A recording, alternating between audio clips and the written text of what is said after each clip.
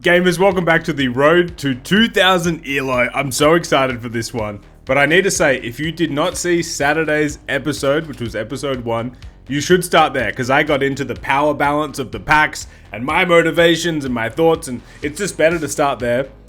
And now we come here. In that video, I said I'm going to do 1 video per week. And that was a bold-faced lie, because I'm doing 2 videos this week. I'm going to do one on the weekend. And this game, I had to bring to you today. So what we're going to do is we're going to watch that game. We're going to learn from it, hopefully. And then I'm going to let you know what my ELO is after my first 2 days of grinding. You want to stick around for this one, trust me. Anyway, let's jump into today's informative and entertaining game. Okay, so there will be an ELO reveal at the end. But for this game, it's me versus Star Pack Emperor. And we're going to watch this video for 3 reasons. Number 1, it's entertaining as hell whether you're a versus player or not.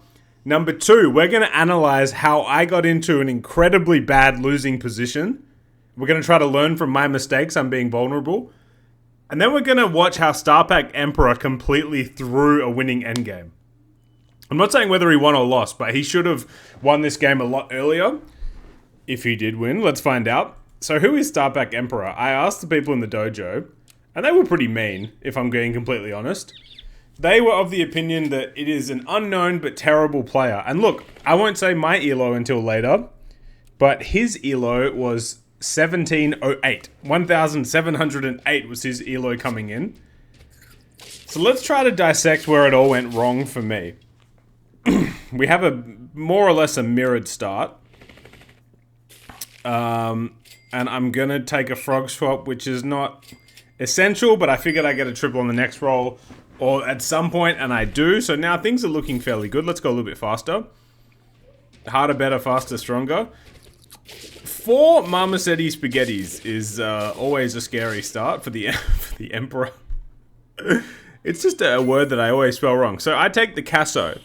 Why do I take Cassowary? Because I've got this guy, so I figure this is a good take.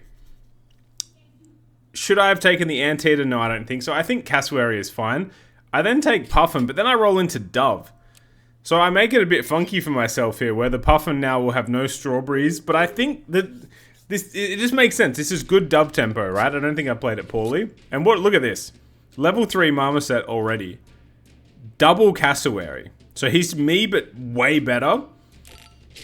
It could be a she. It. Them. Could be anything. It might not even be a human for all we know. So, I take Bass, a prospective Bass. I rip the Strawberry here because I think I want to bring in Cardinal next turn. So, like, why not? I'm not really rolling for much. We do hit the Marmoset. Have I made any glaring mistakes? Maybe I've made some tactical decisions that others wouldn't do, but I don't think I'm, like, throwing or anything, right? And we're going to take a draw, which is kind of scary. Like, this man just bought in It bought in a mouse for some unknown reason. I don't know what they did last turn, but... And now I take... Wait, can we go back? What was my level up option there? Let's go a bit faster. In hindsight, it was probably just Platypus. But I figured the way that I looked at it, his board is me but better. If I can get this Fairy Armadillo off the ground, then maybe that can be like my carry unit. I don't know. It's a stretch to say I'm ever thinking, but that was my thoughts. And I try to set it up where I'm like, maybe this Fairy Armadillo can get its permanence. And look, he's got Cardinal. We missed by 1. We just needed 1 more health. And we lose. So I'm like, oh god. Anyone who buys Fairy Armadillo, you know that if you don't get the first trigger, you feel like it's a lost cause. And now I still haven't found my level yet. Look, he's got his level 3 Cell Pet. And I do not. And then I roll into 2 levels. So it's 5 health apiece. You're probably thinking, Rev, you said this was informative and stuff. Just trust me, we're going to get there. His team is so much bigger than mine. Hilariously, if I put the Fairy Armadillo in front of the Dove, I would have got the trigger. Either way, it doesn't matter. I'm so far behind. We rip our levels. Let's pause here. Look at my sorry team that just has not got off the ground. I didn't find a Cardinal to get this guy going. I don't have a Sparrow or a Siamese. He's just me, but so much better. Then I level here. You're on 4 lives. Your opponent's on 5. What do you do? What do you do? Do you take double Woodpecker? Of course you're taking Starfish, but then do you Mantis Blob or... Here's what I decide to do.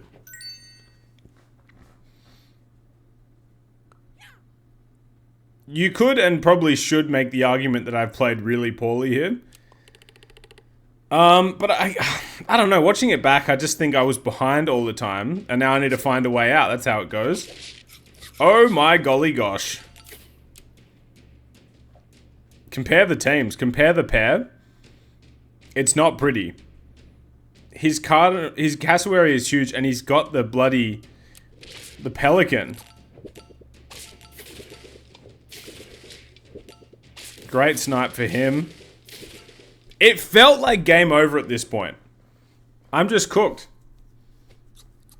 So you take your pair, and then why not stat up a Woodpecker? Like at this point, I'm like, this is the only unit that can get me out of this hellhole is Woodpecker. And now he's got Sparrow, mind you. So it's just, it's hard to understate how far away he is. But look at that. The Woodpecker actually removes the Strawberry before the Pelican can use it. That's really nice, Rev. You still lost. So, this is where things get interesting. This is a classic example of you're just losing and a good player will put you away. Maybe the dojos were right. Starpack Emperor isn't that guy. I get very lucky here. Double Starfish. The game gives me an out. I need a save unit. And I think 2 lives. Let me suck for 1 more turn. Nothing in here is helpful to me. His team. He's so much bigger. He, she, they, it is just so much bigger. The Reverend's in trouble. Unless we have the perfect turn. And this is where the game gets so fun. There's a donkey in my shop. Donkey is great tech against Sparrow. Yep. And then we hit Piranha. So get ready. Strap in, people. Get ready for an incredibly funky turn 10 team. I'm on lethal. I'm desperate. This Woodpecker is now part of my past, present, and future. And then I'm rolling. I'm like, I need to win right now. You hit the Toad. And then we hit Pelican Strawberry Jam. So let's just pause here. I want you to think, if you're a versus player and you're playing with or against Starpack, or you're an arena player and you're playing against the Starpack team, have you ever seen this ensemble of pets? A starter battle donkey with a Woodpecker, but weirdly, this is the only ways that I could find a win against his incredible team. How does it play out? Sparrow is at the back because of course it is. We pop and we pull to the front. Now your Sparrow's at the front. And we get through. So take note of this. This is where we need to learn from Starpack Emperor. 4 lives for the great man or woman or thing or it. 1 live for me. According to Kyogre, with that many lives, he should find a way to win. On top of the fact that he has scaling and I don't. So I'm just trying to scam. I'll beget scam, the French scam. How do you say scam in French? No, I wouldn't want to learn that. I'd have to learn French. We'll slow the battles down from here on out. Pop his Strawberry at the front. Pull. Now he's got that guy.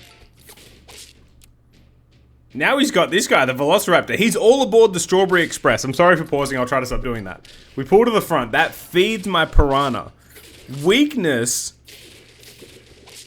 means we get through. I went on 1 health. He's still got 3 lives. He's just got to figure out my donkey shenanigans. There's so many ways he can win here, but I'm going to rip a level. And I'm kind of thinking, do I want level 2 Pelican? And I eventually decide against it. It might be right now. No, it'll be next turn. So now I bring in a Spino. I'm desperate. Look at my team, man.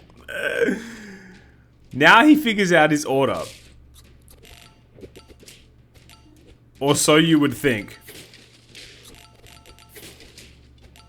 Because once again, I am able to punch through and get a draw. He still hasn't found, like, look at my team. How can you scam me here? How can you scam me? You can get a donkey of your own. It might not even matter.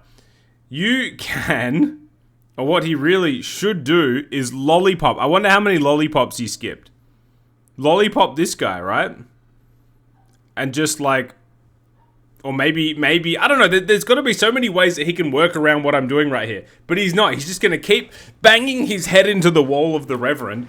I hit a pita bread, which is excellent. Remember, I'm pulling their back unit to the front, which will feed my piranha, my juicy piranha. I freeze an ibex because the Reverend is scheming. It's so funny. I feel like I've been playing so well since I came back. But this game was just objectively bad. And yet, look at what I'm cooking with. He makes no attempt, again, to work around what I'm doing. I get just a beautiful set of snipes and I win. He's on 2 health. Look at my team. I haven't scaled in so many turns. And I push for the woodpecker. I'm skipping good things because I really want the woodpecker level. And then I calced this one. I think the celery on the donkey could be crucial down the line. Question. What do you think Star Emperor does? Absolutely nothing. Oh, he's now moved this. So he's thought about his positioning here. But once again, like... Oh, so he did lollipop. He's lollipopped here. I didn't notice that in the flow of play. He's hit a lollipop. Come to the back. He is getting some in-battle scaling. But a beautiful salmon snipe. And I'm through again. Now it's lethal v lethal. This man has, like, refused to change his team. At this point, brother, your shoe bill here giving 8-8, you need to move off and get some tech in your life, man. A single hawk at the back would have been great. Look at all the options you had here, brother. Buy a woodpecker of your own. Put a single trike at the front and get free stuff from my from my woodpecker. Do something, man. He does nothing. And here comes the beautiful final round. It's so funny that I'm winning with this team. This team is conventionally atrocious, but spiritually rich. And check this one out. Now with the woodpecker getting an extra 2 triggers, it will break through the strawberry and make it to the cassowary. My brother, the Starpack Emperor, has not repositioned in so many turns, so I know it's going to be at the front. It drops to 9 health. And we win by so much. Look at my team on turn 15. This is too good. Like I said in episode 1, if I was just doing the Star Pack meta, this would just be Ammonite, some unit, Clownfish at the back, and it'd just be horrendously boring to watch. But somehow, like, I played my worst game and I still won. Partially due to my opponent's incompetence. I'm sorry, Starpack Emperor, if you're watching. Me, myself, I need to improve as well. And now for the ELO reveal. I'm not going to keep you waiting any longer. Episode 1, which I recorded yesterday, I started at 1763. Since I started, I have played 12 games, and I have won 11 of them. I'm 11 of 12. We've gone up 110 ELO already. We are knocking on the door of 1900. So stay tuned. When I come back on Saturday, we're going to figure out, did I actually cross the hump? Am I at 1900 or have I started tumbling back by running more builds like you saw today? I don't know, man, but I'm having so much fun. I feel like I'm in the right place to push for 2000 again. We're doing it ethical. This pack is so fun. I hope you're enjoying it, man. Stay tuned for Saturday. Let's see what the next step of the journey is. Okay, goodbye, friends.